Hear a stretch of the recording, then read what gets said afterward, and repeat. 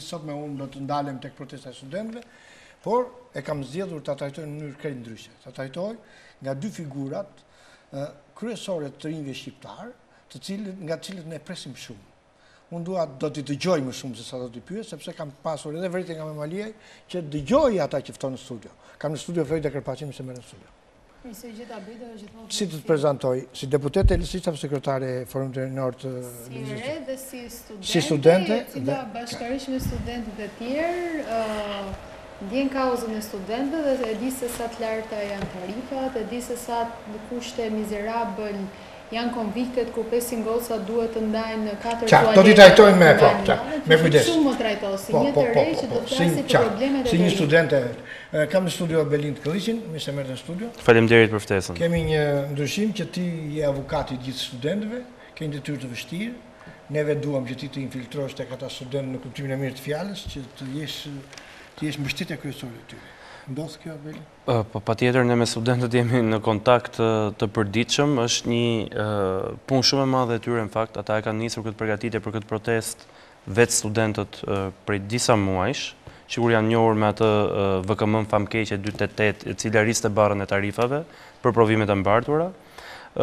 Por që kësaj radhe në këtë protestë jemi njohur me një fenomen çuditshëm ku studentët që mund të kenë bindje qoftë djathta, qoftë që mund të jenë antarë LRI-s që janë studentë fundit të shkojnë aty, quhen politik, ndërsa marksistët na u quajnë jo politik dhe komunistët quhen me shumë kujdes, lutem se e kam merak këtë pjesë. Po, edhe unë e kam kujdes sepse jam. Të lutem. Floyd, unë e dua kështu. Dan keni frikë nga ky presion i Edi Ramës i cili e ka të vazhdueshëm dhe thotë që të largohet nga studentët LSI-ja, të largohet PD-ja, të largohet Mona, të largohet Lulka. Përse i thot këto? Çfarë frikë ka? Me këtë protestën e studentëve kemi marrë një mesazh shumë të madh dhe kryeministri ka marrë një mesazh që të rinjtë dhe studentët e bashkuar i treguan qeverisë se ata nuk kanë frikë nga qeveria, por se qeveria dhe Edi Rama duhet të ketë frikë nga studentët, të cilët në fund të gjithë këtij procesi janë duke protestuar për të drejtat e tyre shumë minimale dhe që qeveria e ka detyrim që t'u plotësojë atyre. Për çfarë po protestojnë studentët? Se tani duhet kuptojmë për çfarë po protestojnë ata dhe për çfarë po zvarritet ky proces 15 ditë thua sikur ata po kërkojnë një gjë të madhe. Po ta marrim dhe ti marrim të gjitha pikat. Janë 8 pika shumë thjeshta. 6 nga 8 pikat janë fare thjesht mund të zgjidhen me ndryshime në buxhetin e vitit 2019. Buxheti për arsimin e lartë momentalisht është 0.46%. Studentët kërkojnë që të bëhet dy fishir i buxhetit, pra kërkojnë që të shkojë 1% buxheti i shtetit. Në buxhetin e vitit 2019 Bejdo, 46% e buxhetit shkon për koncesione dhe për PPP-ra, shkon për 5 njerëz. Tani Edi Rama 0.54%, kaq të vështirë ka t'u marrë këtyre 5 njerëz dhe të japi këtyre studentëve? Pra kaq është. 2 pikat e tjera, 2 pikat e tjera Bejdo janë rritje e përfaqësimit të rinjve. Për disa njerëz si Edi Rama, i cili është arroganti dhe përçarësi më i madh që del dhe flet sikur i mbështet të rinjt, por në fakt nuk i mbështet të rinjt, sepse të rinjt në 2 pikat e tjera i kërkojnë që të ketë rritje të përfaqësimit të rinjve në bordin e administrimit dhe në senat edhe në përfaqësim për zgjedhjen në senat për rektorët dhe për dekanët. As këto nuk kanë në plan t'i bëjnë. Quam 2 amendamente javën e kaluar në parlament, ku këto 2 amendamente jepnin zgjidhjen e 8 kërkesave të tyre. Çfarë bëri majoranca? I votoi kundër me krenari më të madhe. Pra rrëzoi 8 kërkesat e studentëve. Pra kjo është panoramë shumë e qartë. Belin, dua të ndalem në një fenomen që më ka shqetësuar, por pas dije që kudo në botë protesta ke përballë protestuesit dhe policinë. Çuditërisht në protestën e dieshme ishte një kordon me disa djemë të rinj, të cilët unë nuk i njoh se çfarë janë, se çfarë ishin, të cilët ishin më kurriz nga policia dhe s'donin që studentët të afroheshin te policia ose mos preknin policinë. Një student që është identifikuar si i ri i LRI-s që me kohë se është arritur me atë, kishte një flamur me bisht, ju lëshuan 100 duar nga këto të freshit të këtij se ka Sauku, se ka ky djali, vetëm për t'i hequr bishtin e flamurit dhe ai u detyrua të vinte. Ç'janë këta studentë? Po, aty ka patur tentativa që nga dita e 2, në mos gaboj ose dita e 3, për ta përçarë, për të bërë diversion, për të infiltruar antarët freshit, për të hequr si student, për të bërtitur larg politika, sepse aty po lëviz një skenar i madh në fakt. për ta prishur atë protestë, për ta përdorur dhe për ta kthyer në një forcë politike. Dhe ky është një skenar që në radhë parë i dështoi Edi Ramës me organizatën politike, me organizatën marksiste, në radhë 2 do t'i dështoi edhe me Taulant Mukën dhe me tjerët. Aty janë studentët që kanë dalë për një kauzë të drejtë, për ato 8 pika që janë 8 pika ekonomike, që në fund të ditës çfarë po kërkojnë më shumë mundësi për t'u arsimuar, për t'u edukuar, për të ulur tarifat, dhe jemi në një vend ku jemi vendi më i varfër në Europë, sot që ne flasim, dhe kemi tarifa edukimi më të larta se në Gjermani. Jemi një vend ku rroga mesatare është $350 dhe kostoja e edukimit është pothuajse të njëjta në Gjermani. Ta bëj konkrete, më thon studentët e Kamzës, nuk kemi lejuar të futemi brenda, thot. Ata studentë që kanë hyrë kanë qenë me listë të gjithë. Po, kjo nga ana e rektorit me një listë në përduar. Me një listë në përduar kanë ditë ata. Po, ato po them, ja, ato po më shkruaj. Janë 2 filmime që sot kanë qarkuar nga studentët që kanë në gjitha media. 2, e para tregon se si nuk lejohet që të afrohet asnjë student që nuk ka qenë pjesë e listës, dhe e dyta, të gjitha studentë që kanë guxuar që të afrohen janë fotografuar nga shërbëtorët e Edi Ramës për të bërë presion dhe për të intimiduar që ata mos guxojnë të afrohen më asnjëherë rreth e qarë ku është ai. Pra ka qenë një takim i skenuar dhe i orkestruar me njerëz të paracaktuar se kush do të ishin, çfarë do thoshin dhe çfarë do të bëhej aty në atë takim, domethënë. Dhe një vajzë i ka shpëtuar nga kontrolli dhe nga lista, ajo vajzë u çuan mes takimit dhe la takimin. Dhe i tha që unë nuk kam qenë i njoftuar. Rektori ka kërkuar takim me studentët, pa na thënë që do të vi kryeministri fshehurazi. Pra, si kundërbërja të shfaqjen e shëmtuar Rama, një monolog, jo dialog, me rreth 80 të rinj të freshit që i hiqte si pedagog, si student, që ishin gjithë anëtar të freshit, demaskuan dhe veten dhe thonin që po na akuzojnë si anëtar të freshit, po ne themi me krenari që jemi anëtar të freshit. Përsëri ka bërë një monolog dje, po tenton nesër në orën 10 të bëjë një monolog të tillë përsëri, po tenton ta bëj ditën e nesërme dhe nuk do ta bëj Edi Rama ditën e nesërme, po bën gjithçka për ta shkatruar këtë kaos, për të shkatruar këtë lëvizje, këtë protestë, që me të vërtetë kanë ngjallur shpresë këtë gjithë shqiptarët, ka ata që janë pa interesuar për politikën, ka ata që mbase kishin humbur dhe një farë shpresë. Mos harro ti thuash Floridës se kjo është diktaturë, do të thonë studentët, ë? Jo, unë kam thënë edhe më përpara që kjo është diktaturë, por studentët treguan që e refuzojnë këtë qeveri që ua ka marrë shpirtin jo vetëm atyre, por dhe familjeve të tyre. Sepse revolucioni që studentët bën të gjithë të bashkuar bashkë nuk ishte gjë tjetër veç se një refuzim ndaj kësaj qeverie dhe politikave arrogante dhe as pak përfshirëse ndaj të rinjve. Kjo është një goditje e jashtëzakonisht shumë e madhe për qeverinë. Qeveria po vazhdon dhe po tregon që nuk është me të rinjt, nuk i mbështet të rinj, po koment për taktikë të Edi Ramës që tek fakulteti ekonomik nuk depërtoi dot dhe i vuri studentët të thoshin kërkojmë dorëheqjen e Dorikulës, ndërsa në fakultetet e tjera ka gjetur dekan dhe rektor. Këto janë gjuetit e shtrigave që këta ndjekin që të vënë tani përballë njëri tjetrit të dekanët me studentët, por studentët në deklaratat që kemi dëgjuar kanë shprehur që ata janë aty edhe për pedagogët e tyre, që pedagogëve të tyre të rriten pagat, kenë më shumë mirëqenie, të mos jenë universitetet rregullohen, të ketë laboratoret, kërkim shkencor. Kjo gjueti e Edi Ramës që të shpëtoj nga gjithë kjo dhe të vendosin në një konfrontim palëm pedagog-student, ashtu si çdo t'i shpëtoj unazës së re dhe përgjegjësive që ka aty, offshore-ove, probleme të tjera, nxjerrjes së rrugë të mira familjeve, këto janë politikat përçarëse që Edi Rama ndjek për të varfëruar në mënyrë maksimale shqiptarët dhe ai pastaj për të uzurpuar dhe për të mbijetuar në këtë gjë. Studentët me shpirtin e tyre të lirë pavarësisht bindjeve politike, sepse kemi dëgjuar shpesh që janë të këtij, janë të atij, ata janë të gjithë studentë, të cilët i prekin dhe i ndjejnë dhe jetojnë këto 8 shqetësime që ata i kanë ngritur. Por ama ata e kanë kuptuar dhe që për 8 kërkesat e tyre ka nevojë për zgjidhje politike, pra ka nevojë për ndryshime reale në buxhet dhe për politikën për qenë pjesë e aksionit të zgjidhjes së problemeve të tyre dhe kjo është e padiskutueshme. Ne pa diskutim që jemi në suport maksimal të studentëve. Jo, do vim të suporti.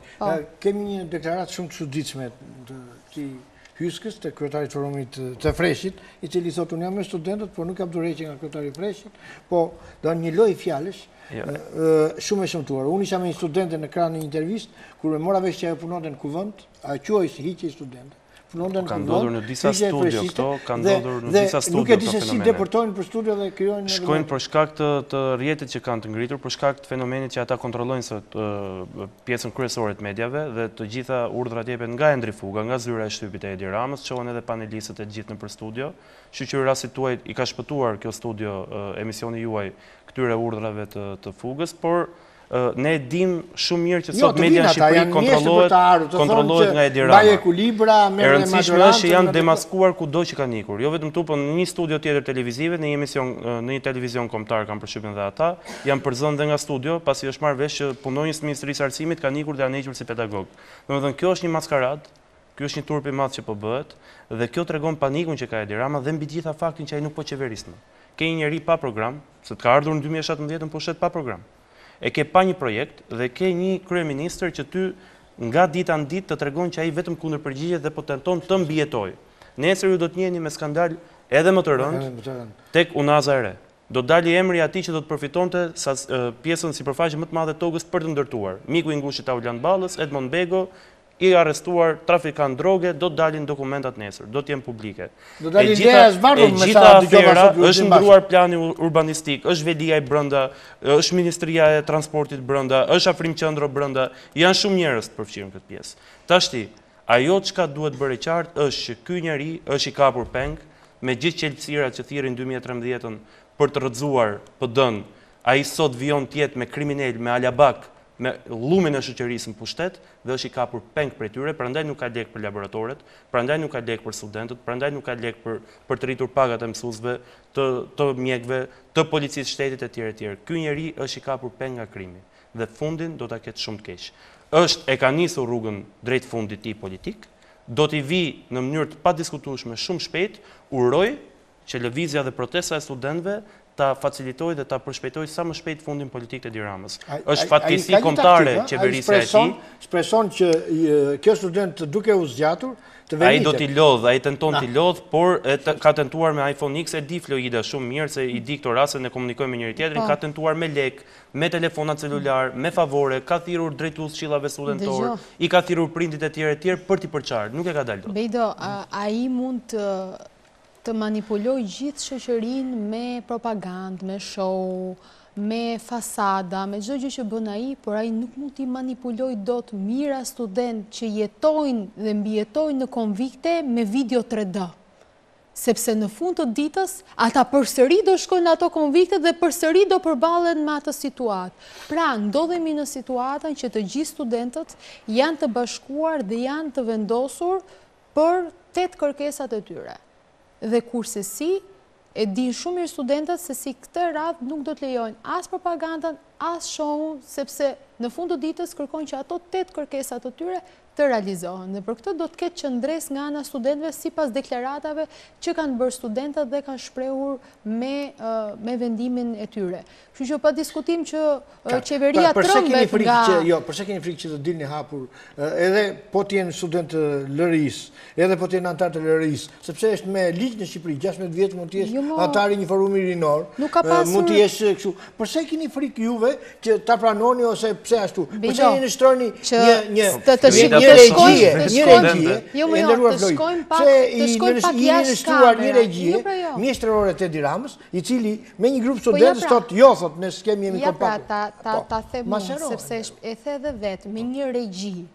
Po të shohim se çfarë ndodh në realitet ndodh që të gjithë studentët e dinë se kush është i LRI-s, kush është i FRPD-s, kush është i tjetrit, dhe ata të gjithë bashkarisht janë bërë një trup i vetëm për këto 8 kërkesat e tyre kundër kësaj qeverie. Kështu që çdo mekanizëm tjetër që përdoret nga qeveria për të përçarë studentët është mekanizëm që ka dështuar, sepse ka treguar që studentët vazhdojnë të jenë me mirë aty të bashkuar për kauzën dhe për 8 kërkesat e tyre. Kështu që janë thjesht regjira e RTV-ra, siç e pam edhe sot, kështu që nuk kam se çfarë të komentoj për sa kohë studentët të majtë të djathtë të qendrës vazhdojnë të jenë aty duke protestuar shumë miq me njëri tjetrin dhe të bashkuar me synimin për të zgjidhur 8 kërkesat e tyre.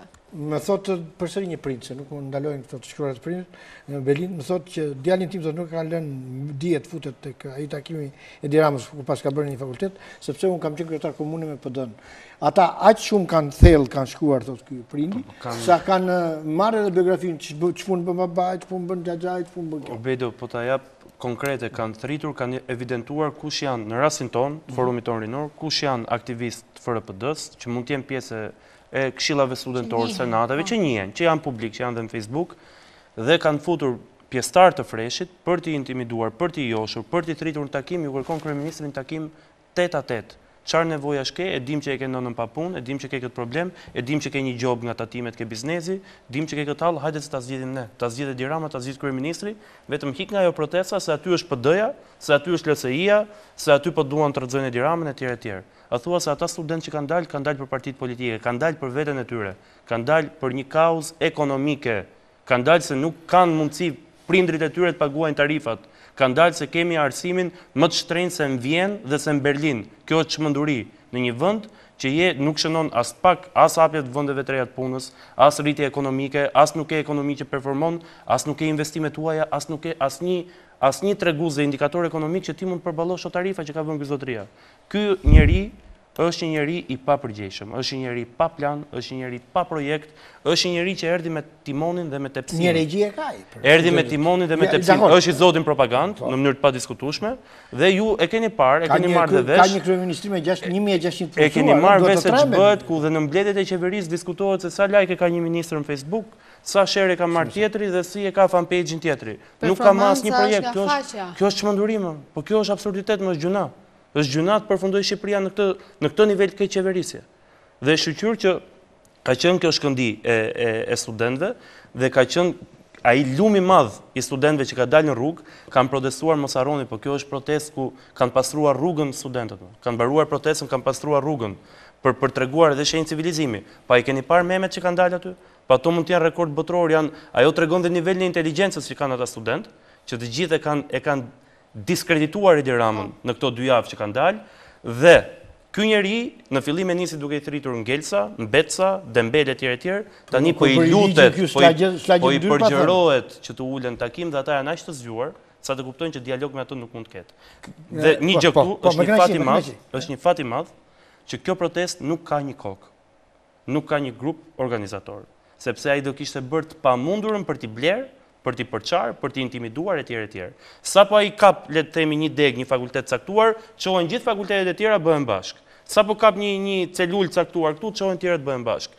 Fati i madh është që këta studentë janë organizuar me Instagram, me rrjete sociale, përmes Facebookut etj etj dhe e kanë mbajtur gjallë dhe po e mbajnë gjallë këtë protestë dhe ai nuk po ja del dot t'i kapi dhe t'i intimidojë dhe t'i blejë. Sepse ai nuk ka më nevojë për para tashmë. Gjithë din këto PVP të koncesionet etj. Që të thoni që këtu kemi një regji, që studentët duan t'i blejnë. Pse kujtuam kaq vonë? Pse që jo që në fillim?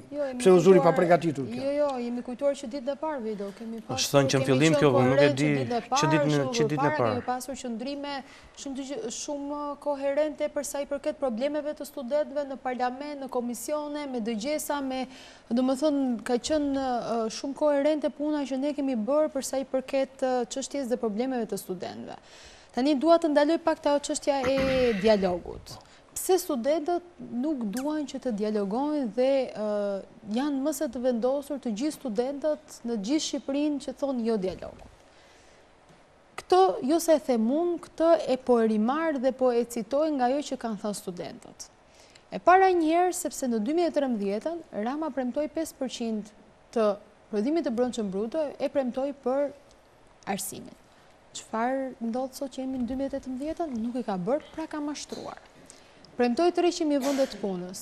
Jo vetëm që nuk janë hapur dhe është mashtruar, por sot në 2018, sipas Gallupit, 79% e të rinjve duan të largohen sa më parë nga Shqipëria.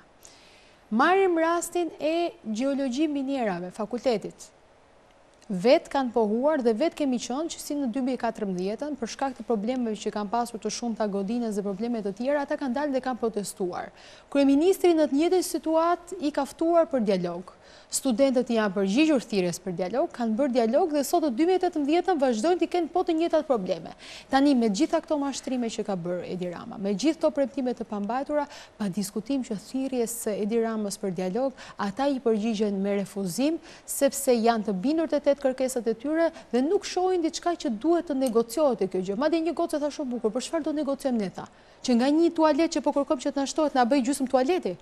Që do negociojmë? Tani kjo o bëhet o nuk bëhet. Kjo ose bëhet, ose ai ka vullnetin që nga 0,46% të buxhetit ta bëj 1% dhe këtë sasi të lekëve ta marrin nga ai 46% që ai jep atyre 5 oligarkëve, ose këtë gjë ai nuk e bën. Pra është shumë e qartë, por duket që nga rrëzimi i dy amendamenteve të Lëvizjes Socialiste për integrim, duket që ai nuk e kishte vullnetin për të zgjidhur 8 kërkesat e studentëve. Dhe me shumë krenari dhe me shumë euforizëm të gjithë ngritën kartona, domethënë ishte moment krenarie nga mazhoranca se si ata i votonin kundër këto, ashtu siç votuan kundër statusin e minatorit, ashtu siç kanë votuar kundër për tekstet falas nga klasa e parë deri në klasën e 9. Pra çdo gjë që është sjell, ata e kanë refuzuar, por kanë këtë alternativën tjetër, alternativën e mashtrimit, alternativën e largimit të njerëzve, alternativën e varfërimit të njerëzve dhe alternativën që të bëjmë show dhe propaganda, thua se do t'i gënjejmë këta student. Ta student nuk gënjen as me konvikte 3D,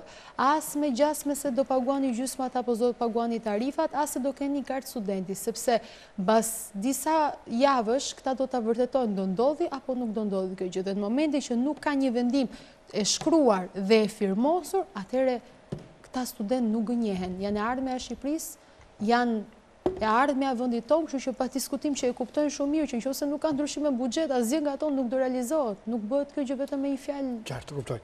Zoti Berint, ju keni një përvojë të mrekullueshme, keni mbajtur çadrën me të rinj. Për hir të së vërtetës. Ishin të rinj, ishte ajo përvoja jote amerikane, e çollën në Shqipëri, se si të protestohet, se si të pastrohet edhe vendi mbasi bëjnë protestë. Keni në një plan konkret, çfarë do ndodhi, sepse protesta ka ardhur në një ditë të lodhje, në një ditë që Rama pret, që ju dorëzoni. Jemi në prag të festave, studentët bëjnë 2 javë sot që protestojnë, por agjendën Bedo nuk e caktoi as unë, nuk e cakton as Florida, e caktojnë vetë studentët, nuk e caktojnë forumet politike ose partitë politike. Nuk e thash që nesër për shembull ka një lajm të mirë, që biznesi i vogël i bashkohet sërish protestës së studentëve. Ka patur që në ditën e dytë një sensibilizim ke rrugë e Durrësit, ku gjithë bizneset në atë rrugë kanë ulur qepenat në shenjë solidarizimi me ata mijëra student që kanë dalë kanë protestuar ke ministria. Ju sot e shihni se ka vatra në gjithë Shqipërinë. Protestohet kundër çmimit të lartë naftës. Jemi një nga 5 vendet me çmimin më të lartë naftës në botë. Në botë dhe kemi të ardhura që krahasohen me vendet e Afrikës. Domethënë, këtu ka një paradoks aq të madh sa është e pabesueshme se si këtë kryeministër nuk e kanë qitur forcërisht nga zyra e tij akoma. Por do të vijë ai moment, jam i bindur, sepse me këtë lloj arrogancë që ai sillet, vetëm se ka ato mandate në parlament që ai mund të hedhë po çdo amendament dhe mund të kalojë çdo ligj që kërkon, me këtë arrogancë që ai sillet, me këtë lloj tallje që i bën qytetarëve, me këtë sjellje që ai ka dëshmuar në këto 5 vite e gjysmë. Florida përmendi premtimin e tij që do hapi 300.000 vende pune, po në fakt aplikuan 300.000 shqiptarë për të ikur në Amerikë. Të kanë lënë Shqipërinë 500.000 shqiptarë në 5 vjet më. Kanë ikur 110.000 të rinj më, kanë ikur 110.000 të rinj. Nëse nuk do të kishin ikur shqiptarët, ai tha një fjalë shumë të tmerrshme. Njerëzit do të hanin njëri tjetrin. Shqiptarët do të hanin njëri tjetrin. Obedo, ai ka një plan për të shpopulluar vendin, për ta shpopulluar vendin, ai ka plan për ta shpopulluar. Sot e lexovan gjithë mediat, ishte si lajm. Ai është njeri i çuditshëm, por megjithatë unë jam i bindur që kjo protestë do të vijojë të ketë rezistencën e saj, do të vijojnë studentët të luftojnë për kauzën e tyre. Ka një lajm të keq fatkeqësisht që në këtë fundjavë mbaron dhe sezoni dhe ata do të fillojnë pushimet, por nga kontaktet që unë kam, flas personalisht, nga ata studentë që unë njoh, që janë pjesë aty për ditë, kanë shkuar për ditë, me shi, me kohë të keqe, në të ftohtë, kanë gdhir para kryeministrisë, kanë fjetur jashtë, ata janë më të vendosur se kurrë për t'i qëndruar kërkesave tyre, atyre 8 pikave, dhe për të marrë një përgjigje definitive nga kryeministri se çfarë do të bëhet me kërkesat e tyre pa dialog. Nuk ka dialog me të. Nuk ka dialog me të që ata ty të bëhen pjesë e një regjie, një show të shëmtuar, ai të fillojë më pas t'i kapi një nga një t'i evidentoj se Bedo jetojmë në një vend të varfër, Njerëzit janë të lidhur ngushësisht me një interes të vogël, dikush ka prindin punë, dikush ka një interes tjetër, dikush ka një biznes të vogël, dikujt i shkojnë tatimet e tjerë, dhe sigurisht njerëzit janë të intimiduar. Bravo i qoftë atyre mira studentëve që kanë qenë të vendosur, janë të vendosur dhe do të jenë të vendosur për ta çuar këtë kaos deri në fund. Nuk ka rëndësi se si do të vijojë protesta, e rëndësishme është që ata janë të vendosur për të qëndruar në protestë çdo ditë kundra Edi Ramës tashmë. Nisi kundra Lindita Nikolës, u kuptua që Lindita është thjesht një vegël, është një vegël, do ikë Lindita, do vi Lindita Radhës. Po nuk e pa dorëheqje dhe këtu fajin e ka Edi Rama.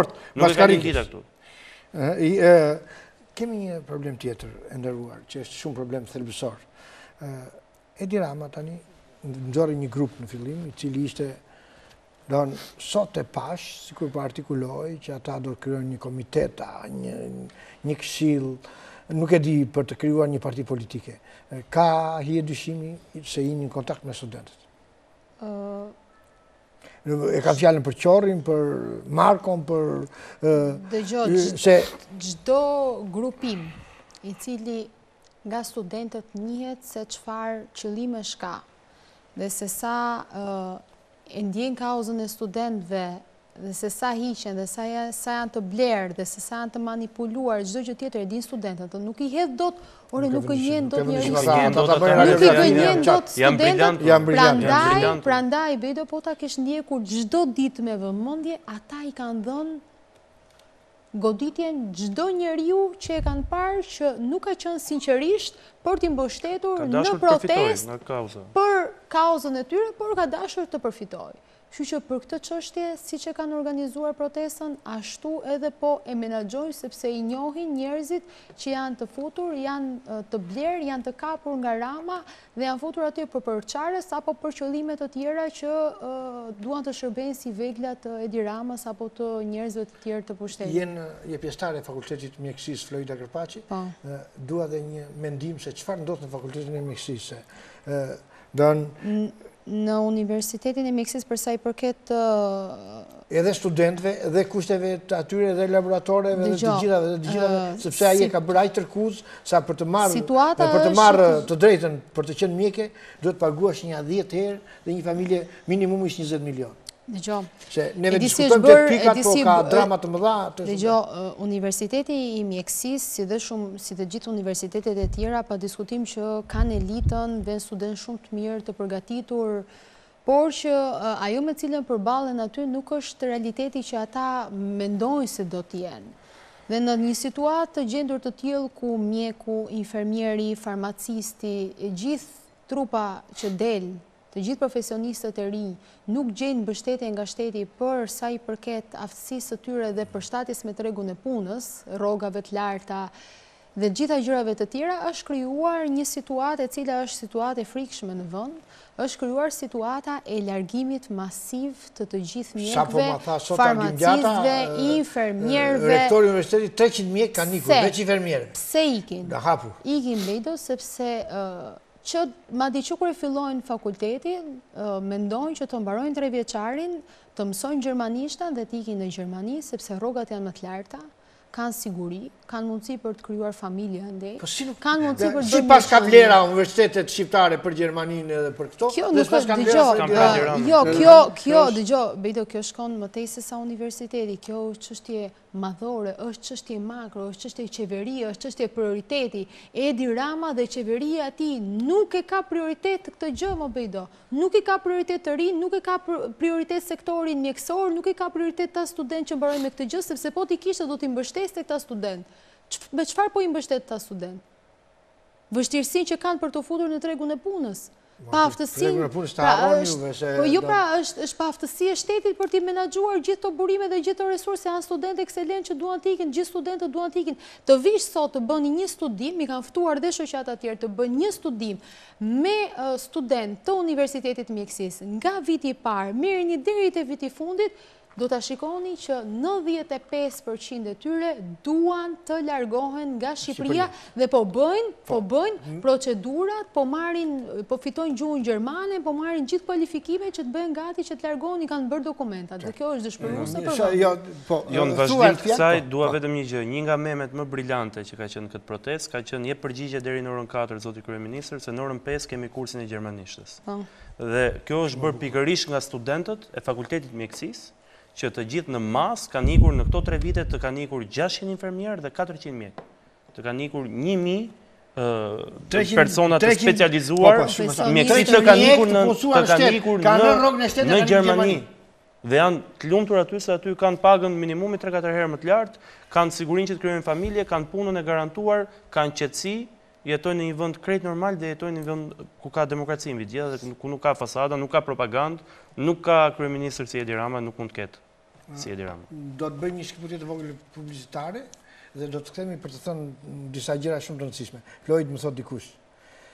Kemi bërë thot 5 dhjetorin e maturës të para 5 viteve. Nga 32 veta ishin vetëm 8 veta, 27 kanë ikur jashtë. Do ta vazhdojmë pas publicitet.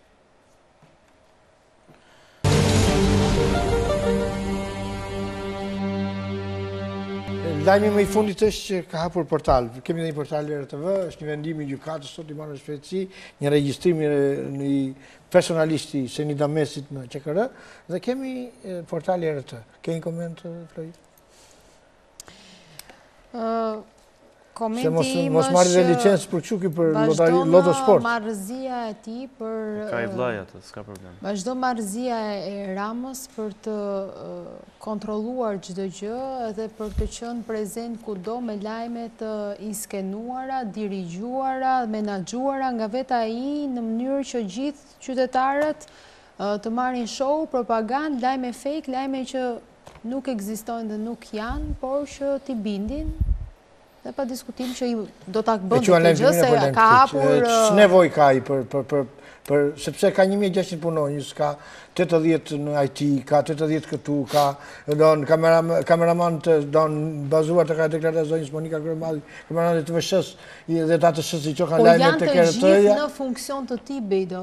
Sa e kishte stafin, e qoj 1600 stafin tani, ka gjithë në funksion të ti, e ka gjithë qeveri në funksion të faqeve në Facebook, si shkojnë me like, me share, me komente, dhe gjithë performanca e ministrive nuk është sa politika të mira bëjmë për qytetarët e thjeshtë dhe se sa këto politika ndikojnë në jetën e përditshme dhe në jetesën me kushte, me mirëqenie më të mirë dhe me kushte më të mira, por politika që ndikojnë qeveri është sa like, sa share, sa propagandë bëjmë dhe se sa gënjeshtra shpërndajmë në Facebook që t'i besojnë gjithë qytetarët. Ke një koment? Bedo, ky s'ka besoj se nuk e parë këto kohë edhe ka vite, u bën 5 vjet tashmë që nuk shohim asnjë projekt. Nuk shohim asnjë investim tuaj serioz. Nuk shikojmë asnjë projekt, nuk shohim Damian Gjiknuri del sikur s'ka ndodhur gjë në Shqipëri. Nuk shohim, po Damiani t'japi llogari një herë për këtë skandalin që i ka plasur në Amerikë dhe që është shumë e rëndë kjo, se është Amerika e përfshirë aty, është mashtruar me letra amerikane aty. Me vull noterin Delaware, falsifikuar vulla e sekretarit shtetit Delawareit, falsifikuar data e themelimit, do japin llogarinë në Amerikë ata, kanë punë me Amerikën, s'kan punë me se tjetë për Artamarkun gradohet ai. Nuk ka punë me Artamarkun. Si të tingëllojnë këta emra? Ky njeri nuk ka asnjë projekt mërzotri, nuk ka asnjë strategji. Ky njeri nuk qeveris. Ky njeri bën vetëm show, bën vetëm PR, bën vetëm fasad dhe ky njeri shqetësimin e tij e ka vetëm të prodhoj lajme nga mjesi darkë. Qoftë ke RTV-ja e tij, ke televizioni i tij, vetëm kryeministër në botë mërzotri me këtë gjë. Dhe tashmë i mungonte edhe portali. I duhet edhe portali. Dhe bashkë me portalin tani. Jam migruar nga Çaranda, thot kam 2 djemtë dhe duhet ta dëgjoj Belinin, thot si do jetë avukati tim vetëm. 2 djemtë, zonja i ka student në Tiranë? Po. Okej, zonja të di diçka që ne nga dita e parë që jo vetëm që ka nisur protesta, kemi qenë në kontakt me të rinj. Se ata nuk e kanë ne kemi dorëzuar, nuk e ka të silli batanie, nuk e ka të silli ujë, nuk e ka të silli ushqim. Kush ka ardhur ka kërkuar mbështetje, jemi ulur, i kemi vëllezër, i kemi motra, gjithë të rinj që janë pjesë e protestës, kush ka ardhur për ndihmë, për të marrë pyetje, ka patur të rinj plot që kanë ardhur për të pyetur në radh parë çfarë do bëj PD-ja nesër. Çfarë do bëj Partia Demokratike në momentin që vjen pushtet, çfarë do bëni ju? Me këtë ligj të arsimit lart, që është një premtim konkret, tashmë u bë mbi 2 vite e gjysmë, që thuhet publikisht dhe artikulohet publikisht duke nisur nga kryetari i Partisë Demokratike deri ke deputeti më i fundit që ky ligj do të anullohet ditën e parë që PD-ja vjen në pushtet. E një dorë që të jemi të qartë që se si do të mbrohen fëmijët dhe do të ulen tarifat e tjera. Kemi premtuar 2 vishim në buxhetit për arsimin, kemi premtuar investime në infrastrukturë, investime ke konviktet, kemi premtuar në mënyrë të padiskutueshme rritjen e buxhetit për kërkimin shkencor. Jemi një vend ku nuk ka absolutisht kërkim shkencor, ti sot shkon në katedër, shkon për mësim dhe vjen pedagogu, t'jep lëndën dhe mbaron gjithçka. Mbaron kaq. Studentët e rinë ulen, dëgjojnë pedagogun dhe ka mbaruar edukimi në universitet. Domethënë po flasim për një degradim që i është bërë në këto që kur është miratuar në këto 3 vite sistemit universitar në Shqipëri, me ligjin më klientelist, më korruptiv që ka parë ndonjëherë arsimi në Shqipëri, me ministren më të paaft që ka parë ndonjëherë Shqipëria. Edi Rama ka vënë pragun e mesatares 6 për të pranuar në universitet. Si thua një ministre të me paaft, ajo ka mesataren 5.9. Ajo ka bërë 166 tendera në mandatin e saj. Ajo ka Bedo, një sekond. Bedo, me kriteret e Edi Ramës, Lindita Nikola nuk futet dot në universitet, jo më të jetë ministre. Qartë, më ka bërë 166 tendera, me dyte, të përkthyer në, ma thonë njerëzit, tu ka një paradoks, që kanë $160 milion që ka një paradoks të tmerrshëm. Ky zotëria guxoi dhe ka barazuar tarifat e universiteteve private me ato shtetërore. Ky zotëria refuzon të bëjë rankimin e universiteteve, refuzon të kalojë kodin e studentit, që ata të kenë mundësi të marrin kredi me përqindje të ulta, si në çdo vend tjetër të botës. Ky njeri e ka armik dijen, ka armik rinin, ka armik njerëzit e zgjuar, njerëzit e ditur. Me kë po qeveris ky zotëri sot? Me njerëz që janë njerëzit më degraduar dhe llumi i shoqërisë, me njerëz pa diploma, me njerëz pa shkollë, me ata doktorantët e vet që të gjithë po i dalin me të gjitha tezat e tyre, me gjitha doktoraturat e falsifikuara, të kopjuara etj, duke nisur nga ministret që ka aktualisht. Ky njeri është i paaft për drejtuar Bedo. Prandaj shqetësimi i tij nga mëngjesi darkë janë portalet, është televizioni privat, është media, asgjë tjetër. Kemi një fenomen, Taulan Muka, duam, sot ata në fillim përqafoi, e mori, e ngriti si me vinç Edi Rama, e bëri zëndës ministër, ndëti 15 ditë, e hoqi, tani që ai thotë një lapë për studentët, sot ata e këshin bërë lëkurë. Jo, dje do të thonë. Dje kanë përzën. Jo vetëm që këshin përzën, po e këshin bërë lëkurë në kuptimin e asaj, me shkrime, që këshin djerë të gjitha punimet e tia, cilat ishin si autor, cilat 50% ishin plagjatur, dhe këto t'i bën vetëm një mekanizëm shtetëror, se nuk t'i bën një mekanizëm i tjetër. Ç'është ky fenomen? Unë kam ndjekur rastin e Taulan Mukës, se kam ndjekur dhe nëpërmjet studentëve dhe refuzimit të studentëve që ky fenomen të jetë pjesë e protestës, duket sikur studentët janë të gjithë të vendosur dhe thirrjet e tyre për t'u larguar Taulan Muka tregojnë që ata nuk e ndjejnë veten që ai duhet të jetë pjesë e protestës. Kam ndjekur dhe këto shkrime që ju thoni, që doktoratura ti është plagjatur, se ke të fakultetin Meksikë, dhe pa diskutim që në një situatë të tillë, e vetmja gjë që mund të them është që nuk mund të dalë një njerëz të bëj moral për plagjatura apo për doktoratura apo për sistem arsimor, kur vetë ai është pjesë fajtore, është pjesë e plagjaturës. Po su deshe e ujë qelbur. Të bëj, domethënë, e di si ky është, domethënë është pikërisht sistemi që ka ngritur Edi Rama, që të bën moral njerëzit që janë njerëzit më të paftyr, njerëzit që nuk i shërbejnë qytetarëve, njerëzit që janë të korruptuar, këta tani sot i ka dhënë ai mikrofonin dhe i ka dhënë të drejtën për të folur dhe ata dalin dhe të bëjnë moral tani për varfërinë, për problemet, për shqetësimet, kur në fakt ata janë ata që e kanë iniciuar varfërinë dhe e kanë çuar vendin në këtë kolaps ekonomik që kemi ne sot. Kështu që edhe rasti Taulan Mukës është rast që edhe Partia Demokratike dhe LSI-ja për këtë gjendje që kanë bërë studentit. Ne kemi një pozicionim. Për sa i përket faljeve dhe gjitha gjërave tjera, pa diskutim që ka pasur një linjë që është mbajtur dhe janë qëndrime që janë të faktuara dhe të dokumentuara me njerëzit, tek njerëzit dhe për njerëzit, siç ka qenë qëndrimi jonë i gjithmoshëm.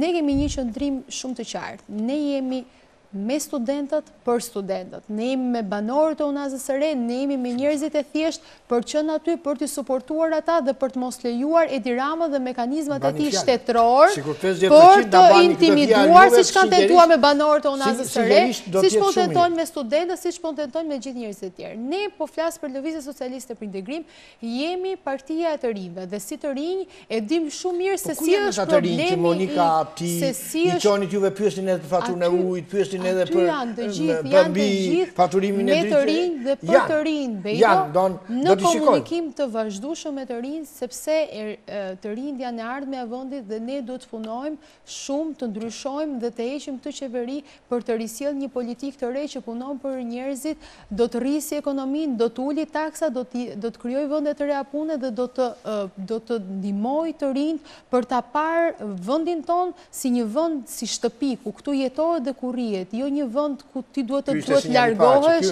edhe duhet të ikësh. Kështu që prandaj dhe studentët e kanë refuzuar këtë qeveri, kanë ngritur 8 kërkesat e tyre dhe përfaqësuesi i tyre Bejdo, të gjithë thonë kush është përfaqësuesi, kush është përfaqësuesi, përfaqësuesi i tyre janë 8 kërkesat e tyre që janë bërë me shkrimtore, janë protokolluar dhe janë çuar në Ministrinë e Arsimit. Ai është përfaqësuesi i studentëve, 8 kërkesat e tyre që janë të gjithë dakord për këto 8 kërkesa. Kështu që nuk kemi çfarë të kërkojmë, veçse të kërkojmë zgjidhjen e 8 kërkesave të studentëve. Para se të më japësh një mesazh për këtë se jemi në fund, pas sot që ishin 500 polica dhe kishin rrethuar ata studentët e kryeministria dhe numëroheshe ose shikoheshe jo vetëm nga kamerat e sigurisë, por edhe nga kamerat të tjera se kush kalon dhe kush bënte aty. Ato kanë qenë në represion, mua vjen keq që e keni konstatuar vetëm sot, ato kanë qenë që nga dita e parë, të them një gjë tjetër. Ne kemi marrë informacion që ditën e parë që ata kanë dalë, është dhënë sinjalizimi ke forcat e policisë shtetit që nuk e kanë mendje ndihmojnë kriminalët edhe gjithë vrasjet që ndodhin nëpër Shqipëri, ndihmojnë arrat me kanabis, por e kanë mendjen të ruajnë studentët.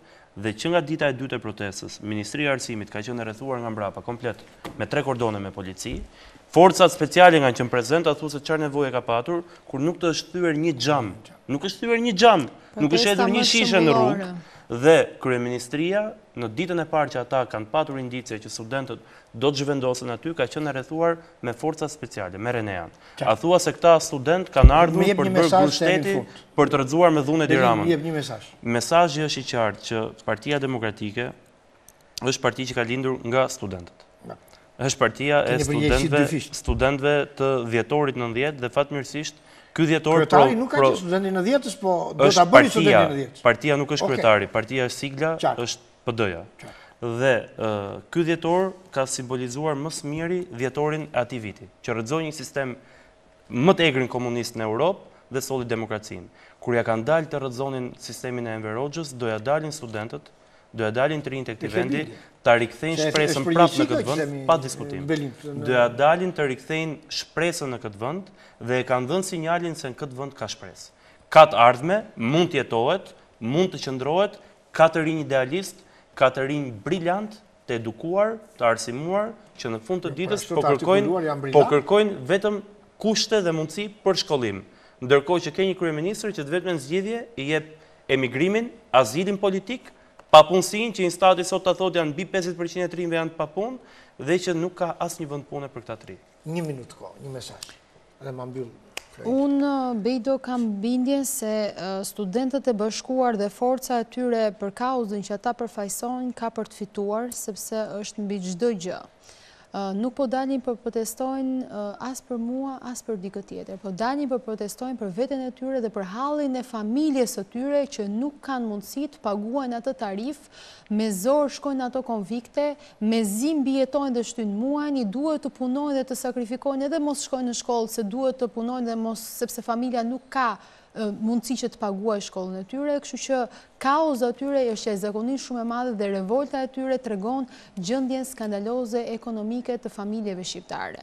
Kështu që pa diskutim që ne jemi në mbështetje të kauzës së tyre, bashkimi i të gjithë studentëve, ne jemi me studentët, ne jemi me studentët, do jemi për studentët, do jemi për kauzën e tyre dhe studentët e bashkuar do të realizojnë plotësimin e realitet kërkesave të tyre, sepse është forca e tyre, është bashkimi i tyre që do të arrëzoj këtë kryeministër që i ka përqar, i ka shpërfillur dhe i ka quar 79% të rinjve të humbasin shpresën dhe të largohen nga Shqipëria. Ju falenderoj që kisha në studio, do të ju bëj surprizë me një panel tjetër.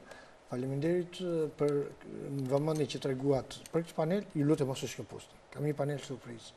Publicitet.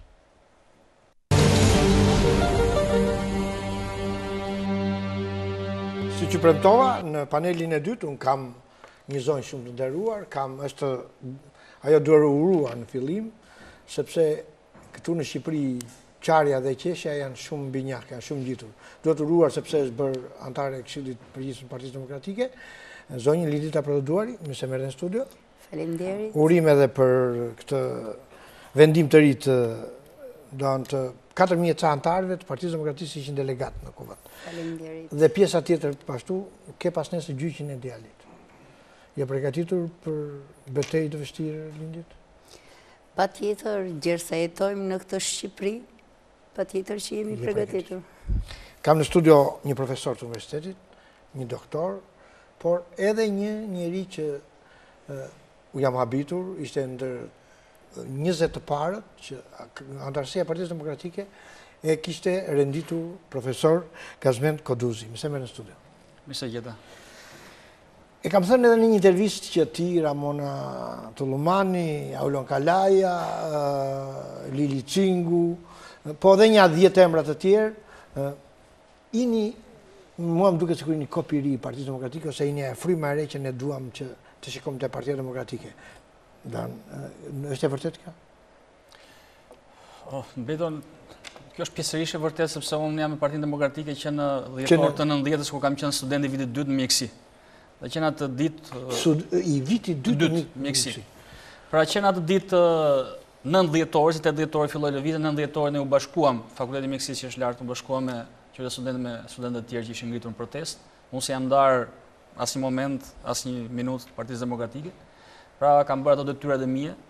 Do thoni nuk jam dukur shumë, por një profesor është më mirë se ti kam zhvilluar paralelisht edhe kontributin në Partinë Demokratike, edhe zhvillimin tim profesional, edhe kontributin në shoqërinë shqiptare. Sepse më shumë kam kontribuar në shoqërinë shqiptare si profesionist, si doktor, sesa si politikan. Sepse politikan s'ka pas shumë në dorë të vendosë. Si doktor, si e shikon në protestën e studentëve? Unë do të flas si profesor. Po. Duat të flas një si doktor? Fillohet si profesor.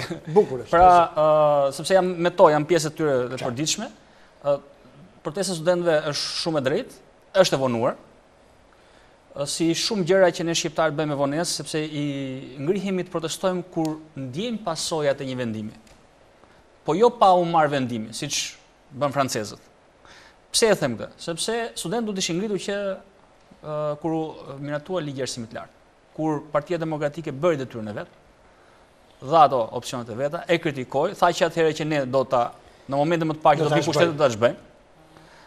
Ka pasur opsione pse nuk është edhe gjykatë kushtetuese, por ne dimë që gjykatat i ka pasur në dorë Edi Rama që në momentin e parë, domthonë detyrën duhet të bënin. Gjithsesi, pra, kjo është një mendim i dyanshëm, por Partia Demokratike ka thënë që atëherë edhe prapë thotë që unë ta hedh poshtë ligj. Sepse ky ligj ka pasur 2 shtylla kryesore të Edi Ramës, që ka qenë e para një kontrolli politik i universiteteve nëpërmjet bordeve, pavarësisht se thotë jeni autonom, por universitetet nuk janë autonome.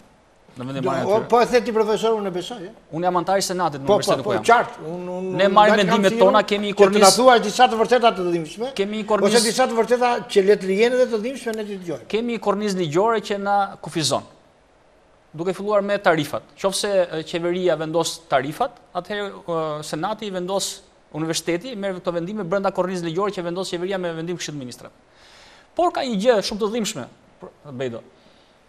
Qeveria i jep universiteteve 9 muaj rrogë për pedagogët. 9 muaj rrogë. Si ta kuptoj këtë? Domethënë qofse viti ka 12 muaj, qeveria i jep universiteteve vetëm 9 muaj rrogë për pedagogët. Rrogën në 9 muajve dhe sigurime shoqërore shëndetësore. Dhe 3 muaj të tjerë, plus shpenzimet që ka universiteti, që është për menaxhimin e universitetit, duke filluar që nga pagesa dritave, ujit, ngrohja, pastrimi, kancelarit, laboratore, diçka tjetër, duhet t'i bëjnë me shpenzimet e studentëve, pra duke mbledh tarifat nga studentët. Pra kemi dhe një taks të fshetë të cilën neve nuk e shikojmë. Kupton çfarë ndodh në universitetet shqiptare.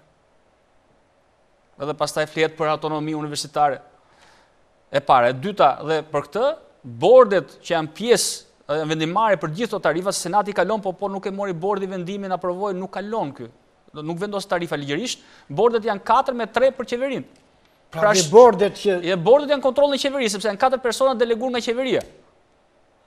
1, kontrolli politik i universitetit. E dyta, ka qenë orientimi i studentëve drejt universitetet private. Dhe kjo e sforcuar, sepse studentët mund zgjedhin vetë ku të shkojnë. Publik apo privat, punë për to. Po nëse tarifat e universiteteve shtetërore afrohen te universitetet private, atëherë studentët thonë, pse mos shkoj te private se kushtet i ka më të mira faktikisht, se ato janë autonom. Vetë menaxhojnë të ardhurat, kanë investimet, bëjnë plane 5 vjeçare, 10 vjeçare, gjithë me radhë sepse kanë mundësi të bëjnë. Kurse universitetet publike nuk i bëjnë dot. Në universitetin ku jam unë, Elbasan, investimi i fundit ka qenë para 5 vjetësh kampusi i ri i fakultetit ku unë punoj, shkenca mjekësore teknike, infermierisë. I qeverisë Berisha. 5 vjet qeveria Rama nuk ka hedhur as i cent investim, as për infrastrukturë, as për laboratori, as për gjë. Ka një vendim qeverie për përjashtimin nga tarifat studentëve që vijnë nga familjet që janë në nevojë apo në ndihmë sociale e ekonomike. Dhe universiteti i përjashton këto nga tarifat, nuk i paguan, do t'i japi qeveria. Qeveria Rama i ka gati 1 miliard lek borxh Universitetit të Elbasanit për këto kategori. Si ja jep? Përse nuk janë thënë? Pse kujtoni tani profesor? Kjo më thuhen, po nuk ndihen. Njerëzit kujtonin se kur një muzikë që dëgjojnë së fundmi thonë, pse kam dëgjuar këtë këngë ose muzikë përpara unë? Po e ka dëgjuar, por nuk e ka vënë veshin. To janë dëgjuar, por ama atëherë i mbysin tamtamet e propagandës së Edi Ramës. Kurse sot studentët me lëvizjen e tyre i kanë bërë 2 të mira të mëdha e shoqërisë shqiptare. Në rast të parë, ato kanë nxjerrë nga apatia shoqërinë shqiptare, që i kishte futur. Do të diskutojmë me kënaqësi. Okay. Ja, u bashkuat me studentët. Përse vendosët të bashkoheni me studentët? Jeni ditë për ditë atje, darkë për darkë, me Lulzim Bashën, me Kleviç Balliun, me deputetë e PD-s, se i kam parë të gjithë atje. Neve kemi 45 ditë që protestojmë. Na ka ndalë zorët nga goja, jo.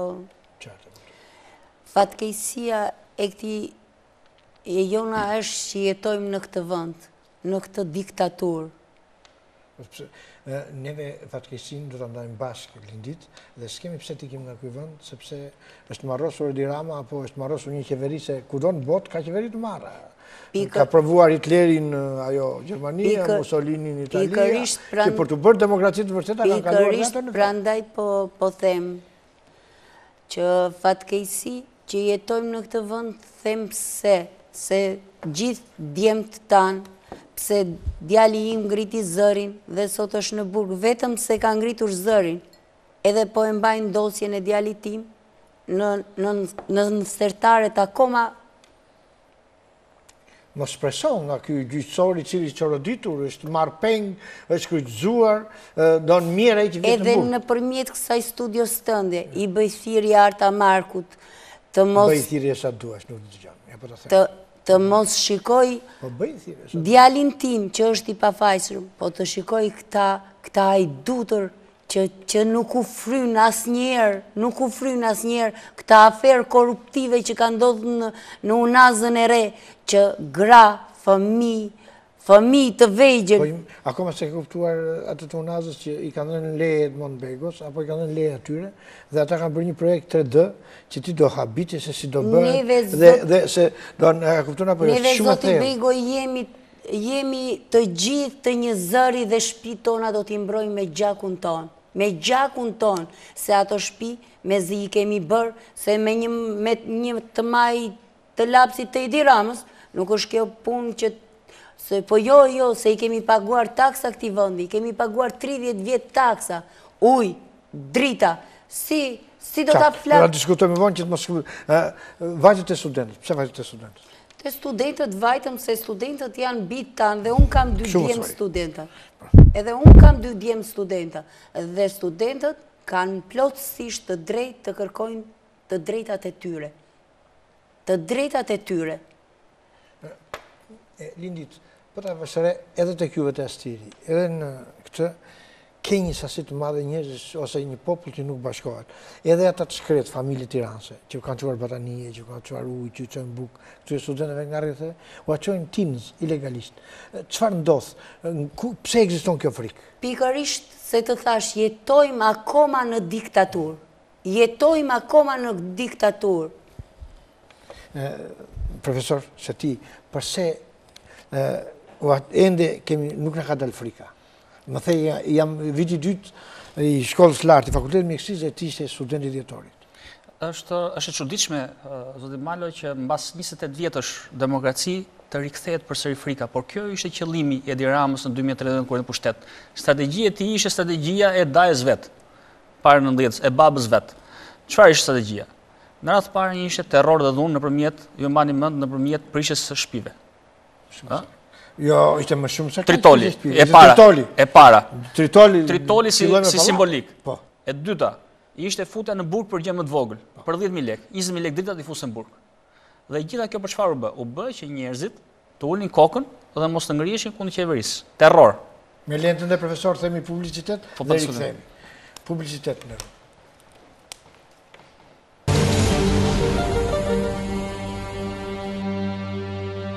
Rikthehemi profesor aty ku e lam, sepse ishte e dhimbshme me ato fakte që më the, po është neve kemi bërë gati 1 muaj emisione televizive për studentët dhe ende nuk kemi thënë gjërat që duhet. E di ku qëndron problemi, sepse studentët në moshën që kanë, ato artikulojnë problematikat që ato shikojnë. Por nuk e din burimin e problematikës. Dhe burimi i problematikës është ligji i arsimit të lartë. Dhe ligji është shprehje e vullnetit dhe e vizionit apo planit që ka Edi Rama për shqiptarët. Sepse ai e ka bërë ligj. Pra nuk ka lind ligji nga toka si. Pra është shprehje vullneti ligji. Dhe ai këtë ka dashur të bëj. Ju e dini zhurmën e madhe që u bë atëherë, debatet e mëdha që u bën, kundërshtimin e madh që u bë atëherë të ligjit. Por ai e miratoi, nuk i tha studentëve hajde të bisedojmë atëherë. Bile atëherë ofendoi. Ofendoi të gjithë. Ai tha don madje nëse mani mend ai ka ofenduar edhe një pedagog të Fakultetit Gjeologji Miniera kur i morën godinën. Po. Sa ç'pun ke ti tha? Kam punë me studentët, ndërkohë që është pedagogu, edhe sot as ka ditë ato janë pa fakultet. Pra shikoni ku është pa fakultet, pa godinë. Pra shprehje e vullnetit dhe vizionit të tij, ligji i arsimit të lartë. Dhe aty është burimi i keqes. Te ligji i arsimit të lartë. Dhe unë para disa ditësh e pashë me të drejtë në një emision televiziv, më duket se te zhejmë duket, ku dy studente artikulun fund fare që ne duam anullim e ligjit lartë, pra e shikonin më në fund që burimi i keqes është ligji i arsimit të lartë. Sepse nuk ka duhet që shteti pa diskutim, qofse universiteti është publik, shteti duhet ta mbështesë me fonde. Dhe me fonde për rroga më dinjitoze, pedagogët nuk kanë rroga dinjitoze. Nuk jetojnë dot pedagogët, sepse unë që t'jem konkurues ose t'jem lartësinë e kohës, unë do të blej libra. Dhe një libër i nivelit ton është minimumi $200. $200, është e vërtetë. Dakor? Ndërkohë në Kosovë një doktor shkencash e ka rrogën profesor, një doktor shkencash në universitet e ka rrogën €1.000. Ndërkohë që një profesor e shtetësuar si puna ime në Shqipëri nuk e shkon te 750. Dakor? Pra pedagogu nuk ka rroga dinjitoze. Ja, shikon se në lidhi shikoj çfarë mënyre të nuk ka rroga dinjitoze, nuk ka investim në infrastrukturë, është zero investimi për kërkim shkencor në universitetet, zero buxheti, zero nga shteti. Pa i ka pritur Akademinë e Shkencave. Nuk na jep kërkim, ka bërë do të bëj një agjenci se ka bërë në ligjit agjencia e kërkimit shkencor, zero buxheti për të na dhënë neve nga ato drejtim. Si do ngrihen profesionalisht studentët? Si do të bëjnë kërkimin shkencor? Janë bllokuar doktoraturat në sistem publik, sepse aty bëhet kërkimi shkencor nëpërmjet doktoraturave. Doktoratura vetë është kërkim shkencor. Nuk janë bllokuar, nuk ka fonde për të bërë kërkim shkencor. Nuk investohen në laboratore, ku do mësojnë studentët. Zero investimi, këtë thash pak më parë. Pra, e gjitha kjo është e keqja e ligjit të arsimit të lartë. Universitetet duhet të jenë autonome. Si shikon profesor, mund të anullohet ligji sepse ka vendosur opozita të shkojë të njëjtën, e ka seriozisht që të bllokojë ligjin apo të rifuti ligjin në diskutim. Sepse s'ka rrugë tjetër, s'ka mjet tjetër. Opozita do shkojë të japi opsionin e saj të thotë që kjo situatë zgjidhet në këtë mënyrë. Edi Rama, unë jam i sigurt që nuk do pranoj. Sepse në radhë parë ligji që bëri ishte ligji klientelist. Në radhë të dytë ai ka frikë se po pranoj të ndryshoj ligjin nga kërkesat e studentëve, ka frikë se do fillojnë kërkesat e tjera radhë. Është si punë e digës që mban ujin, që po mori të krisur, e mori gjithë digën para. Thot vetë, jam njëri nga juve, thot, po juve po u plotësova këto 8 kërkesa. Nuk është ai. Jo, po mjeshtra i propagandës. Thot jam njëri nga juve. Por ato janë vetëm mashtrime, se dhe në vitin 2013 që ka marrë pushtetin, ka ardhur në Unaz të re dhe ka thënë, dhe kur të ngjallet Enveri nga vari, atëre do t'u prishen shtëpitë tuaja. Po ai sot çfarë thot? Dhe vërtet ky është një mashtrus. Një mashtrus. Juve miru abën, se ju kini deputete, kini votuar me të dy duart misin e parlamentit, gjylametin me sa di unë, ju të Unazës. Nuk e di se që kini bërë ju, po si ajo ishte një mjeshtër që u amori votat. U tha që s'do përshin shpiti. Apo s'kishte projekt fare. Po pikërisht, prandaj them që është vërtet një mashtrimi i kryeministrit, se ka thënë me gojën e tij dhe Enveri të ngjallet, nuk do t'u aprish shtëpit. Ndërsa sot çfarë thot? Si ja del zonjë, se ti ke një djalë në Burg, ke 2 djemë student, vetë do të rish në protestë se s'bën, po dhe në një halë ekonomike ka njeriu, se dhe ne gazetarët e bërë anti-njerëzor, jemi bërë kështu Zoti Bejdo, e kemi harruar këtë pjesë. Me shumë sakrificë. Dhe prandaj se di do thotë keshin, po si ta quan djalin në kruj? Si i shpjegon ti, si e gjykon ti do si ndjesh? Me djalin tim vetëm është takmar kryeministri personalisht. Personalisht. Se unë kam qenë e shtruar në spital dhe i kam thënë dhe në një studio tjetër, unë i dola ballë për ballë vetë dhe i thash ato që kisha për të thënë. Dhe ai më përgjigj me arogancën më të madhe që nuk kam ardhur për ty në spital, tha kam ardhur për policën. Dhe unë i thash, unë e kam për turp që të vish ti për mua, i thash. E kam për turp të vish ti për mua. Ndërsa neve, po të them për shpit, ishim, kur doli projekti, ishim të na shpronsonte. Ndërsa sot, ajo është një krim, një aferë korruptive, që dhe vetë... Ka dhe një leje ndërtimi, nëse më thellë se ka, që a i ka... Do njësoj, ore, i kështë dëgjuar në njërë këta emrat i Bego, Fusha... A i mund të vërë këtë doj atje, po pa derdhur gjak në Unaz të re, a i s'ka absolutisht. E thoni për të trembur Edi Rama? Jo, absolutisht, jemi të gjithë të vendosur. Të gjithë të vendosur. Unë ty të besoj pak, sepse unë nga që jam rritur në Berat, kam para gjyqin e 72, 74, të familjes protoduari që mësa protoduari që i gjetën një tapi në Sepete dhe do njëri u pushkatua 7 të tjerë nuk dolen më nga Burgu dhe ti kuraja të madhe ke pas që ke vajtur nusën protoduar, në fishin protoduar. Jam më enderuara që kam vajtur nusën atë fisë. Se njerës më të ndershëm dhe më të mirë se protoduarët... Familje më të madhe në Berat se protoduarët nuk ka, po qartë, po bëjnë një llogari të mirë, sepse Edi Rama ka vendosur që të heqë nga Shqipëria. Po Edi Rama vërtet mund na heqë nga Shqipëria, se është i biri Kristaq Ramës, ai mi ka pushkatuar mua njerëzit. Qartë, baba i vetë, ku do t'i ngjaj ai? Unë t'i them këto, t'i them sepse e di atë biografinë e familjes tënde, më mirë se çdo biografi tjetër në Shqipëri, dhe në Berat, kujdoj që t'i thoshje, para viteve 90, mësa protoduari, po familja protoduari qoj në këmbë, dhe kishte një ndjesi tjetër. Dhe tregoj si anekdot në çdo familje, sepse e lidhën delim me djalët e Mesekos, me Dhora Lekën, e s'lan gjë pa bërë, se keni edhe një grup tjetër të pushkatuar në 48-ën. Si ndjesh ti sot se në mënyrë të çuditshme të kanë marrë djalin, duan të prishin shtëpinë. Ore, çfarë mallkimi keni nga Zoti? Nuk e di të thash dhe njerë, çfarë spret nga ky? Sepse unë dua të shpreh dhimbje, dua të solidarizohem me ty.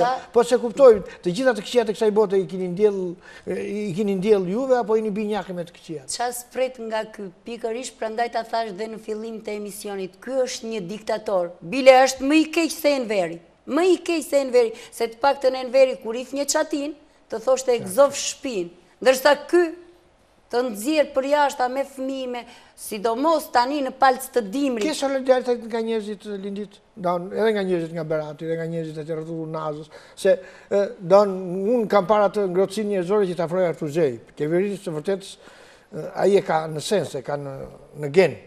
Po ke afri njerëzore, ke mbështetje njerëzore, se do fyet e profesor dhe doktori. Po si. E ndjen?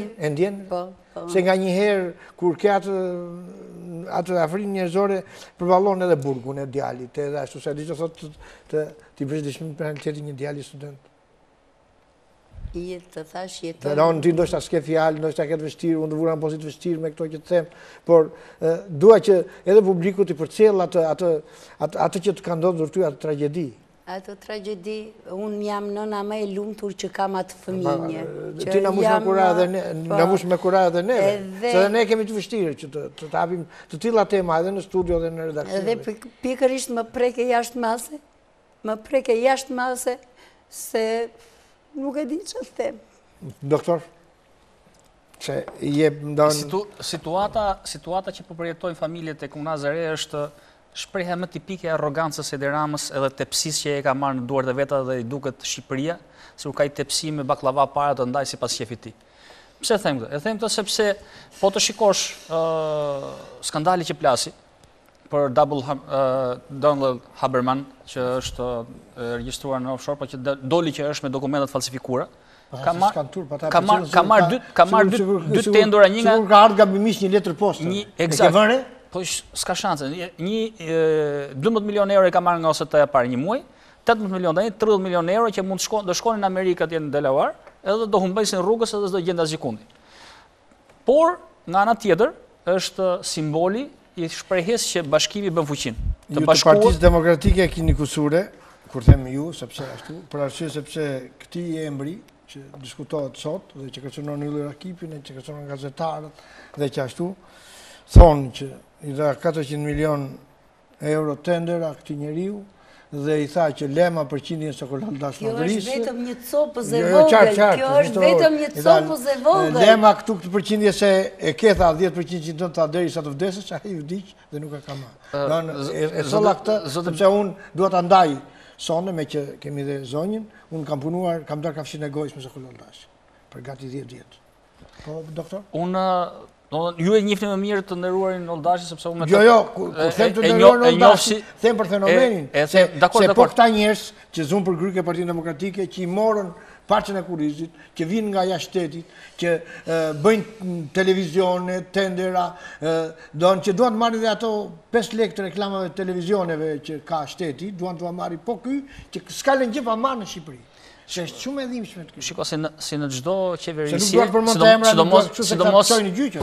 sidomos në Shqipëri që sistemi juridik, prokuroria dje nuk funksionon mirë, sigurisht që ka pasur edhe në qeverisjen e Partisë Demokratike ka pas elemente të tilla. Nuk e kam për akuzë. Dakor. Për ta bërë më njerëzore. Dakor, prandaj them më njerëzore. Atëherë, çështja qëndron që në 2005 kur ka ardhur Berisha në pushtet, ju e dini fare mirë, më mirë se unë, domethënë që ideologjia e tij ishte që të fuqizonte biznesin vendas. Edhe në investimet në infrastrukturë që u bën, u ndan, ju dini, ligji ishte mbi 5 milion euro duhet të ishte bërë tender kombëtare, i zvoglonte që të fitonin kompanitë shqiptare, dhe me këtë mënyrë dhe punë të kryen dhe kompanitë shqiptare u fuqizuan. Tani, çështja që ndonësi i përdor, qofse ato 8 vjet u përdorën për të bërë punë publike, ka pas dhe element të tillë që thonë ju, sigurisht. Edhe ky ministri i madh, 600 milion euro ka hedhur për rinjën urbane për qendrat e qytetit. E di apo? Pa diskutim. Dhe ka marrë po ky njeri që do të ka marrë lenin e ndërtimit. Ajo është skandal. Për të hedhur shtëpinë erë kësaj gruaje. Ajo është skandal. Skandal. Që ka marrë po ky. Që ka marrë ka marrë qendrën e Korçës, ka marrë të Elbasanit, nuk e di se Lulbashi ngjohet. Po jo se s'do t'ja harri kur ato që janë të lidhur me një tjetrin. Desha të thosha që atëherë janë përdorur për të bërë punë rrugët që duheshin, sot po përdoren për të larë lekët. Unë mendoj që ti mendon se janë hedhur 600 milion doktor për qendrën e qytetit të rinj. Nuk mendoj. Don qendra me Malia, qendra e Korçës, qendra e Tiranës bën 600 milion. Jo të siguroj, mendimi im është që aty as gjysma s'është hedhur.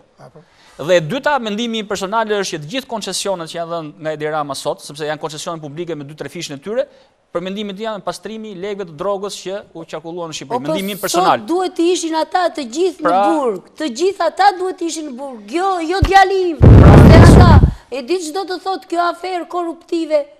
40 milion euro vetëm për 2 kilometra rrugë. Është edhe një analfabet këto. Po ku I gjejnë këta lloj gazetarës? E bën të pyet ti që vjen tek Damian Gjiknuri, u mban ai, u I ligjëron ai, u thot gjëra nga më të bukura, mbas na u jep dorën, I futën një buzë qeshi, I futën një ujë të gazuar, dhe e gjithë kjo aferë është përcjell nga kjo qeveri, sikur ka ardhur një letër poste. Po pse pikërisht këtu, se ai prokurorinë e ka bler, gjyqtarët I ka bler, televizionet I ka bler. Për e juve, kemi lënë të flisni juve, digjo mos ankohet, edhe opozita dhe juve. Juve televizionet, gazetarët e kanë bërë punën me sinqeritet me juve, Lindit. Dua të adish për me sinqeritet e ka bërë vetëm televizioni juaj, që e falenderoj në përmjet kësaj studios tënde, e ka bërë Fax News-i, e ka bërë dhe News 24, dhe televizion tjetër I ka të gjitha të blera. Edhe shia. Doktor, si shikon gjendjen, sepse kaluam nga studentët tek astiri dhe tek një gjendje tjetër ekonomike e cila ka turbulluar këtë vend. Sepse jetojmë të gjithë. Është një situatë turbulence, por që po t'i kthehemi një fjalë të hershme të Macedonit, duhet turbullohet që të thjellohet. Jemi në situatë shprese. Është Konfucit, Macedoni ishte mjeshtër. Eksakt, Konfucit. Pra jemi në situatë shprese, sepse nisa të thoya pak më parë që lëvizja studentore I ka dhënë një goditje të madhe Edi Ramës në 2 pika më të forta. Në radhë parë terrorit që ka bërë, nuk kam frikën terrorit, dhe dyta I ka qirë maskën, po ta flasim kështu se ka rrëzuar të gjithë propagandën e Edi Ramës. Edi Rama sot është pa fjalë para studentëve. Nuk flet. I dole studentën në kamës. Si shpjegon ti? Të gjithë mua më shkruajnë sot javë, po ta them unë gjunaf zonja. Tani që dëgjuan, që e pan rastin. Dhe neve themi të gjithë gjuna, dhe kur bie po para. Ose kur na vjen, se ne njerë 4 vjetë e kemi në dorë atë të shkretë votë. Nuk shkojnë në mënyrë masive, por du të them që rasti unazës re, nuk është mjaftueshëm, por ka bërë gjë. Aq solidaritet sa ka bërë të mundur që të shpëtojë shtëpitë e tyre për momentin. Një çështje, se po mos kishte solidaritet për këto banorë që ishin aty I kishte fshirë qeveria sot. Që ai nuk ka lënë mjeshtëri pa përdorur Areomelia. Profesor, po shtëpitë, po të them, këtu në studion e Zotit Bejdo, që shtëpitë tona neve do t'i mbrojmë me gjakun tonë. Se vendushim. Me gjakun tonë. Po nuk mbrojmë shtëpinë, nuk mbrojmë atë, nuk mbrojmë asgjë. Por nga ana tjetër, ajo që nisi si aksion për mbrojtur në krah të banorëve të unazës të astiri për shtëpitë e tyre, për pronat e tyre, si një antiligjshmëri e qeverisë që nuk jep as copletër që po ta prish të shtëpi për këtë arsye, vetëm si nazistët, një kryq të kuq edhe doli një afere madhe korruptive. Si thonë fjalë nga çmua. Kjo protestë e prodhoi një mrekulli. Nga ferrë vogël doli lepri i madh. Pra, po e gjithë kjo situatë po them, unë mendoj që do ketë një rezultat pozitiv sepse akoma nuk ka arritur pikun e saj. Do vlojë akoma situata, do evolojë. Absolutisht Kjo tek unaza e re ishte vetëm një cobës. Po sa afera janë. Unaza e re. Ke lart ke në Shkozë. Është pjesa tjetër në imazh që ka qenë. Janë 3000 shtëpi do prisë. Studentët jashtë është domethënë qershia mbi torë të gjitha, por unë mendoj që të njëjtë, të premte do kemi një përshkallëzim të protestës të gjithë kategorive, sepse nesër keni biznesin e vogël, keni bujqit, e të gjithë me radhë, pra do keni një përshkallëzim të kësaj dhe unë mendoj që sido që të vi puna prapë në fund të këtij procesi do kemi diçka pozitive. Dua që diskutoj 10 minuta. Po këtij populli I ka vajtur thika atje ku s'mban më. I ka vajtur thika atje ku s'mban më. Unë di banorët e unazës re ka njerëz, ka familje që sa ndot kotheren e bukës. Sa ndot kotheren e bukës. Ajo është miri se e di që më bën ti mua don që si të kalojmë edhe sëmundje dhe mundje në shtëpi, si të kalojmë edhe fatkeqësi, si të presim ndon edhe vdekjen me buzë gas, sepse ti je një njeri që je goditur më shumë, po nëse e bën radiografinë e familjes tënde është shumë e dhimbshme. Ku e gjeni këtë kurajo zonjë? Çfarë ndodh me qenien njerëzore, sepse nuk e shpjegoj do. Dëgjoj zoti Bejdo. Njeriu pos luftovi gjithmonë. Unë kam një djalë student e kam në Rumani. E kam shumë të mirë me vjeta.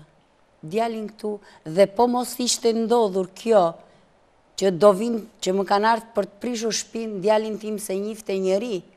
E kam një prandaj të thash pikërisht jam nëna më e lumtur që kam një fëmijë të edukuar. E kam edukuar me atë frymën time.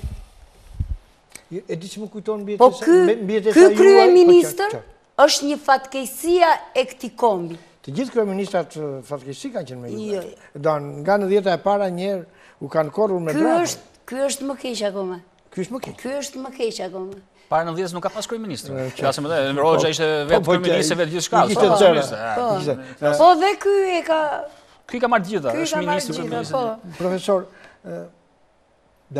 kemi një kryesi të re të Partisë Demokratike, ka shumë zera, që thonë që u pastroi Lulzim Basha atë PD-n nga kundërshtarët, ka komente nga më të ndryshmet, që unë edhe dua t'i besoj dhe s'dua t'i besoj. Ti je një njeri që i e brenda në reaksionin kimik. Më ke një koment? Tani, gjithmonë procesi i zgjedhjes dhe i votimit apo kur zgjidhen kryesi ka pasur probleme. Partia Demokratike këto gjëra i ka pasur gjithkohë, sa u ka qenë opozitë. Tanë më qartë se këtu janë marrë me Partinë Demokratike me detaje. Rama e bëri atë zgjedhjen e kryetarit, e shtyp për një muaj, bëri 61 referendume dhe nuk merret njeri. Merren sepse Partia Demokratike shpresa shqiptarëve. Shumë është. Prandaj shikohet me teleskop çfarë ndodh në Partinë Demokratike. Po ti pyesësh për socialistët, çfarë ndodh? E më lërë se ato ashtu janë, thotë, po ju çfarë do bëni, thotë, sepse i kanë syt kene. Dakor? Pra ka qenë një proces ripërtëritje, mendoj. Po të shikosh këshillin kombëtar, shumica e tyre janë ato që kanë qenë para 4 vjetësh. Është shpresa e rinisë ka qenë para 4 vjetësh, por ka një strukturë të mirë definuar ku ka kontribute të brezave të ndryshëm, ka njerëz të formimeve të ndryshëm, të profesorë të ndryshme që janë vlera të shtuar të Partisë Demokratike në kombëtar. Na vjen keq që prap keni lënë ça policie që sa në lëshish kundër policëve, por keni shtuar këngëtar nga kultura, nga arti, nga profesorati. Sepse nga një numërim i shpejt që i bëra unë ishin mbi 25 profesor. Kjo është një augurim mirë kjo? Sigurisht. Sigurisht Partia Demokratike lindi nga studentët, por u bë nga profesorët, nga intelektualët. Dhe është në genin e Partisë Demokratike që thelbi i saj të jenë intelektualët, profesorët, ekonomistët, nëse do ta kishim ty këtë listë, çfarë do bëj? Do kishte emra të tjera, po këto emra dolën nga një votim normal. Kjo është një pyetje e vështirë që mbas sepse secili prej tyre që është në të listë dhe ato që nuk janë në listë, sepse ka edhe shumë tjerë që nuk janë në të listë që donin të ishin, kanë vlerët e tyre personale, kontributet dhe aksionet në Partinë Demokratike. Për kurajon e kësaj gruaje thotë, që ta them këtë.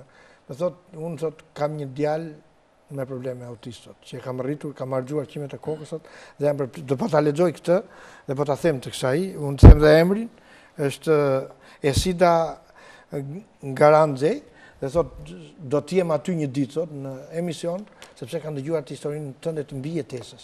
Po ajo, kjo zonja ta di që familja prodhuar ishte një mbijetesë për kombin shqiptar, për dinjitetin e Shqipërisë.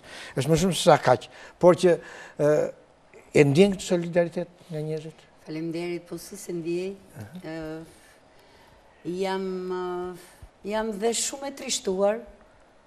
Trishtimin, do të ka një shprehje popullore përmetare që ja dha gurit dhe plas. Ja dha njeriu dhe mbajti.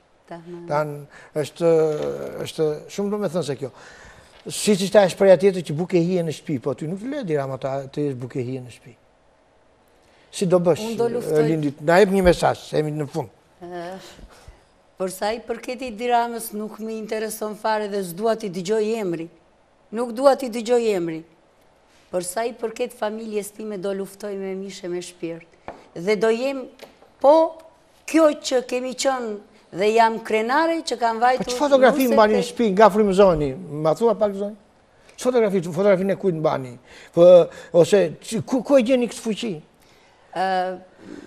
Tek Partia Demokratike pikërisht... Partia Demokratike të ka vlerësuar, se të bërë jantarët të kërësisë. Është genetike. Po së të doli zëri... Ja kemi doktorin, dhe falenderoj bile gjdo antar të Partisë Demokratike që na votuan, na besuan, dhe neve pikërisht do bëjmë të pamundur që në së bashku të gjithë të jemi për rinin shqiptare, të jemi për studentat shqiptar, të jemi për djemtë tanë. Eftuara juaj, thot aty, thot Lindita Hoxha, një psikologe, kështu, avukate, thot përdoduari, e përshëndes dhe është një vlerë e shtuar e shoqërisë shqiptare. E po t'i lexoj sepse dua që këtë ta ndjesh edhe ti që nuk je vetëm në disa momente të vështira. Ti e ke ndjerë në këtë votimin e delegatëve të Partisë Demokratike? E kam ndjerë, kam dhe miq, shok shumë të mirë, plot, më kam përkrahur Dhe zëri im prandaj është këtu tek Por e ky Lulzim Basha të ka takuar? Të një personalisht? Patjetër. Më thuaj dy llave, sepse akuzojnë që ka vështirë të takoj njerëzit. E falenderoj pa mas që më dha dhe këtë mundësi që më futi në Këshillin Kombëtar të PD-s. Ti e meriton, ti je deputet, e meriton, sepse edhe rënja dhe geni, tha doktori, unë jam për atë, por... Për të merituar e kemi merituar në çdo regjim, po ky është mundësia. Që më dha mundësin. Se fole Parti Demokratike e qua. Që më dha mundësin të flas, që më dha mundësin të kandidoj, se me Edi Ramën po të kesh, këtë kryeministër nuk mund të... Me jep një mesazh për studentët, për Astidin, edhe për këto që do ndodhin në Shqipëri, doktor, sepse e dua nga tyja, e dua edhe si profesor, për dua edhe si pjesë e dhimbshme si doktor. Atëherë unë u them të gjithë grupeve shoqërore, sepse janë grupime shoqërore, studentët, familjarët, bujqit, gjithë më radhë them që Partia Demokratike, duke qenë se jam pjesë e kësaj strukture politike, është për krahët tyre, është mbështetjet tyre, ka qenë për ditë aty, edhe tregon gjitha rast tregon vend që Partia Demokratike ka qenë aty, i ka mbështetur nga afër, jo vetëm me fjalë, dhe ka një program për t'i dhënë zgjidhje, jo se do me një tërën platu do zgjidhë gjithçka, por një program që hap dyert për të rregulluar gjithë problemet nëpërmjet një programi konservator të djathtë, që është për ekonominë e tregut, për hapësirat, për drejtësinë, për qeveri të vogël, që mos ketë duart kudo në çdo hapësirë të tyre, pra të kenë shpresë të protestojmë së bashku për të drejtat e tyre dhe të shpresojmë dhe të besojmë dhe të punojmë për një të ardhmë më të mirë. Të shpresojmë se kemi plot dhe njerëz që na duan. Nuk e vëmë dyshim që ka njerëz që na duan. Si do ta presë gjyqin pas nesër për të mbyllur dhe këtë emision? Se ka është një nobelist grek Kazandzaki se ka thënë ja dha kishës si zgure gëlqere. Inshallah si një nën që jam i lutë Zotit që të më dalë djali.